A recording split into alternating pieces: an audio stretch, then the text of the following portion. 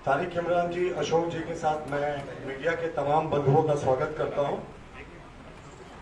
मित्रों, आज हम दो महत्वपूर्ण मुद्दों पर प्रेस वार्ता करने के लिए यहाँ उपस्थित हैं। पहले हिस्से में हम आपको दिखाएंगे कि इस राज्य में सिस्टमैटिक तरीके से क्या चल रहा है, और दूसरा हिस्सा जो होगा वो आलमगीर आलम और उनके इंटरनेशनल कनेक्शन पे होगा। चलिए आपको पहले हिस्से क्यों ले चलते हैं। अभी तक आपने झारखंड में लव जिहाद सुना, नैन जिहाद सुना, सलमान खुर्शीद की भतीजी से वोट जिहाद सुना। आज हम आपको पॉलिटिकल जिहाद क्या होता है झारखंड में वो दिखाने वाले हैं। किस तरीके से जो कुछ घुसपैठिए और कुछ मुस्लिम युवक मोह जाल में आदिवासी युवतियों को फांसते हैं, उनके जरिए यहाँ की सत्ता पर काबिज होते हैं। इसी को हमने पॉलिटिकल जिहाद का नाम दिया है और ये बहुत ही खतरनाक संकेत है। इसमें आरोप है कि इसमें कई ऐसे लोग हैं जो घुसपैठिए हैं, जिन्होंने अपने कागजात बना लिए हैं और इन आदिवासी बेटियों को प्रेम मोहजाल में फंसाते हैं। और अधिकांश केसों में ये आदिवासी बेटियां उनकी दूसरी या तीसरी पत्नी के रूप में होती है। उनसे विवाह ये सिर्फ और सिर्फ अधिकांश केसेस में सत्ता पे काबिज होने के लिए करते हैं। जो ट्राइबल की सीटें होती हैं, वो पंचायत की सीटें हो, जिला परिषद की सीटें हो, या यहाँ तक कि पार्लियामेंट की सीट हो, वहां भी ये कोशिश कर चुके हैं। बहुत जगह सफलता मिली, बहुत जगह असफलता मिली। मित्रों, आपको ये जानकर आश्चर्य होगा कि ऐसे 206 केसेस के रिकॉर्ड हमारे पास हैं, जिनमें मुस्लिम युवकों ने आदिवासी युवतियों के साथ उनको प्रयोग करके वोट जिहाद कराया है। आज 15-16 उदाहरण से हम आपको समझा रहे हैं कि किस तरीके से झारखंड में वोट जिहाद चल रहा है और ये हेमंत सोरेन की सरकार में बढ़ गया है और सरकार पूरे तरीके से खामोश है। और इत्तेफाक देखिए, सबसे ज्यादा वोट जिहाद के मामले उसी जिले से आते हैं जहां से आलमगीर आलम मंत्री हैं, यानी पाकुड़ से। हम मर्यादा का पालन करते हैं, इसीलिए हम उन आदिवासी बेटियों के नाम का जिक्र नहीं करेंगे, सिर्फ उस इलाके का जिक्र करेंगे और उनके पतियों के नाम का जिक्र करेंगे जिनके नाम पर वो पॉलिटिकल जिहाद हुआ। चलिए शुरुआत करते हैं पाकुड़ से। पाकुड़ में अगर आप देखिए तो पॉलिटिकल जिहाद की तो ये फैक्ट्री बन गया बिल्कुल पाकुड़, और ये आलमगीर आलम साहब का उदय और पॉलिटिकल जिहाद लगातार होना लगता है दोनों में कुछ समानता है। अगर आप देखें, एक मुखिया है पाकुड़ में, लालू शेख, उनकी पत्नी वहां जो आदिवासी पत्नी है वो प्रमुख है, मैं नाम नहीं लूंगा आदिवासी बेटियों का। दूसरे हैं खैयार शेख, उनकी पत्नी भी मुखिया है। महबूब आलम, उनकी पत्नी भी मुखिया की प्रत्याशी रह चुकी हैं। आजाद मियां, इनकी पत्नी भी मुखिया है। और मैं सारा आपको पाकुड़ जिले तक ही अभी तक सीमित रखा हूं। वकील मंसूरी, इनकी पत्नी मुखिया है।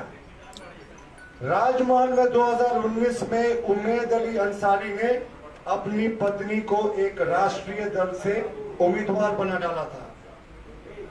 अब आप देखें, अब्दुल शमीम, इसी पाकुड़ जिले से, मरियम मरांडी। अब मैं पाकुड़ जिले के और मामले आपको बताता हूं। आजाद अंसारी, पत्नी का नाम मैं नहीं लेता। ये सब लोग या तो मुखिया का चुनाव लड़ चुके हैं या जिला परिषद का चुनाव लड़ चुके हैं और काबिज भी है इसमें से अधिकांश केसेस में। साकिर अंसारी, मोहम्मद शेख, हजरत अली, ये तमाम लोग थे जो सिर्फ एक पाकुड़ जिले से थे।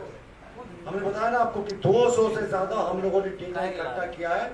अब आते हैं, थोड़ी नजदीक आते हैं और नजदीक में चलते हैं, हम आपको रांची जिले ही ले चलते हैं। तबारक अंसारी हैं, रांची जिला परिषद की उम्मीदवार रह चुकी है इनकी पत्नी। इकरामुल अंसारी हैं, इन्होंने तो आदिम जनजाति की एक बेटी से शादी की और बताया जाता है तीसरी पत्नी है, गुमला से, और मुखिया है। और रांची के ही मोइन अंसारी मुखिया पद की उम्मीदवार थी, इनकी पत्नी। और रब्बुल अंसारी, ज्यादा दूर नहीं जाना है, रांची जिले में ही है, इनकी पत्नी बड़े पद पर है। तो हमारा मानना है कि जो आज हमने आपको उदाहरण दिए, ये 15, 16, 17 उदाहरण, ये तो सिर्फ शुरुआत है। ऐसे 200 से ज्यादा केसेस हैं जब एक मुसलमान समुदाय के लोगों ने दूसरी तीसरी शादियां, कुछ केसेस में सिंगल पत्नी भी है, अधिकांश केसेस में दूसरी तीसरी शादियां के रूप में इन आदिवासी बेटियों को प्रलोभन देकर फंसाया मौजाल में और उनके जरिए पॉलिटिकल जिहाद किया, यानी स्थानीय निकायों के चुनाव पर काबिज हुए। और सिर्फ स्थानीय निकाय नहीं, इनका मन तो इतना बढ़ गया कि इन्होंने पिछले बार राजमहल से भी कोशिश कर ली, इस बार भी राजमहल से एक जो प्रत्याशी लड़ रहे हैं उनके पति जो है वो मुस्लिम है और वो भी उनकी दूसरी पत्नी बताई जाती है। तो ये तमाम चीजें आपको साफ दिखा रहा है कि किस तरीके से झारखंड पॉलिटिकल जिहाद की फैक्ट्री बन गई है। भोले भाले आदिवासी बेटियों को, यहाँ तक कि आदिम जनजाति की बेटियों को फंसाया जाता है इन मुस्लिम युवकों के द्वारा प्रेम जाल में, और उसके बाद इनके जरिए ये स्थानीय निकायों के सत्ता पर काबिज होते हैं। तो लैंड जिहाद, लव जिहाद, वोट जिहाद के बाद अब ये पॉलिटिकल जिहाद। ऐसे बहुत सारे उदाहरण हम आपको समय समय पर देखते रहेंगे। हमने बताया ना कि 200 से ज्यादा ऐसे उदाहरण इस पूरे प्रदेश में इस 4.5 वर्षों के दरमियान में, जब से हेमंत सोरेन सरकार में थे। दूसरी बात मैं आपको बताता हूं कि जहांगीर आलम का नाम तो हमने सबने सुना, आलमगीर आलम के कॉन्टेक्स्ट में। जहांगीर आलम उनका नौकर था, ये हम सब जानते हैं। अब जहांगीर आलम द सेकंड, ये जहांगीर आलम द सेकंड के बारे में आज मैं आपको बताऊंगा। आलमगीर आलम के सगे भाई है जहांगीर आलम। ये ढाका में रहते हैं पिछले 35-36 वर्षों से। अरबपति बताए जाते हैं, उनकी राइस की मिलें हैं, दवा की कंपनीज हैं, बहुत बड़े इंडस्ट्रीज बताए जाते हैं जहांगीर आलम। और कोई चचेरे ममेरे भाई नहीं, सगे भाई आलमगीर आलम का। और 1990 के दशक में जब आलमगीर आलम साहब का राजनीतिक उदय होना शुरू हुआ तो ये परमानेंटली लगता है बांग्लादेश शिफ्ट कर गए। तो इनका राजनीतिक उदय और इनके भाई जहांगीर आलम का बांग्लादेश शिफ्ट होना और देखते देखते जीरो से हीरो बन जाना, एक बड़ा इंडस्ट्रीज बन जाना। कहीं यहां भी तो घालमेल नहीं है। हम ईडी से मांग करते हैं कि जो वो इंडस्ट्रीज बन गए 25-30 वर्ष में, देखते देखते अरबपति बन गए, करोड़पति भी नहीं। इस पूरे मामले में कहीं आलमगीर आलम का पैसा तो नहीं लगा, इसकी भी गहनता से जांच होनी चाहिए। जहांगीर आलम नौकर की तो जांच चल रही है, पर जहांगीर आलम भ्राताश्री की भी जांच होनी चाहिए, तभी दूध का दूध और पानी का पानी होगा। बांग्लादेश शिफ्ट कर गए साहब, ढाका के पास बड़े इंडस्ट्रिस्ट हैं, और इनका उदय और उनका पैसे का उदय एक साथ होता है। दूसरी बात, आलमगीर आलम अभी तक इस्तीफा नहीं दे रहे। देखिए ये झारखंड है, यहाँ केजरीवाल मॉडल नहीं चलने वाला। आलमगीर आलम साहब, आप भ्रष्टाचार के मामले में जेल गए हैं, प्रथम दृष्टया कोर्ट ने भी आपको रिमांड दिया है, आपके ऊपर लगे आरोपों को सही माना। और ईडी ने अपने रिमांड पिटीशन में कहा कि जहांगीर आलम ने साइन स्टेटमेंट पर ऑन कैमरा कहा है कि ये पैसा संजीव लाल के कहने पर जहांगीर आलम का कलेक्टेड पैसा था 1.5% कमीशन जो मिलता था उसके घर में रखा गया। जहांगीर आलम जो नौकर था उसके घर में दस्तावेज बरामद हुए, मंत्री का लेटर हेड बरामद हुआ जो उसका संजीव लाल से नेक्सस साबित करता है, और संजीव लाल किसी को रोकती है रिमांड पिटीशन में कि ये जहांगीर आलम का पैसा था।